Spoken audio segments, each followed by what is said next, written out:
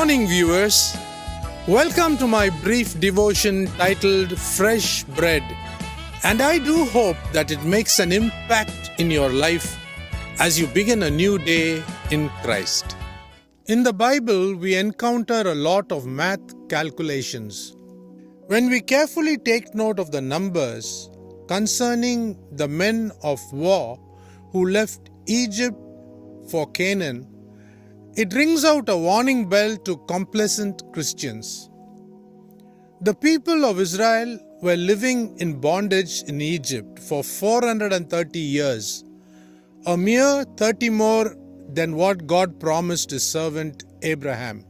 The life of the Israelite slaves was so bitter, and the leaders were only increasing the burden of the people every now and then.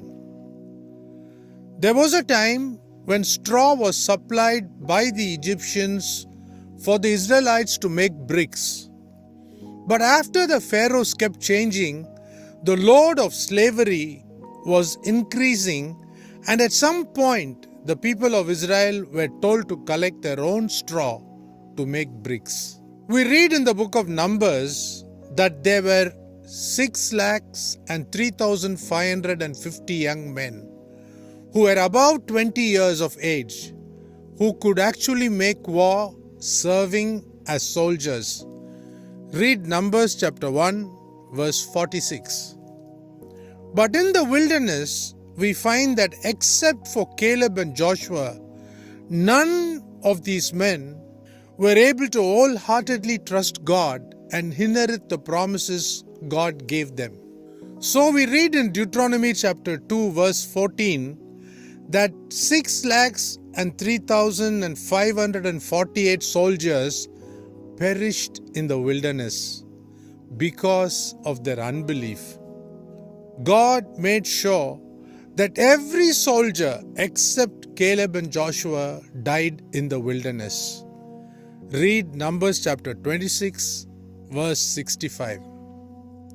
6,03,548 men of war perished in the wilderness, in spite of the great dreams and expectations they would have had concerning Canaan, the land flowing with milk and honey. The men who saw the pillar of fire and the pillar of cloud go before them, and those who heard the sound of God's voice only lasted for 38 years before they were all killed in the wilderness. Though they heard the voice of God and enjoyed His presence, finally they could not make their way to the promised land. What sort of a ratio is this? Out of 6,03,550 men, only 2 could make it to Canaan. God's standards seem to be so high that the bulk of the dreamers were prevented from entering Canaan. Similarly, concerning rapture, Jesus Christ has said that out of 2 lying in the bed, or 2 grinding or working in the field, only 1 would be taken up. Out of the 10 virgins, remember, only 5 could make it to the wedding procession. So let me close today's devotion with a question. If only 50% of all the Christians in the world can make it to where Jesus is it not a sad state of affairs? The rapture is expected to take place soon, even after nearly 6,000 years of biblical history. Are we ready? Think about this.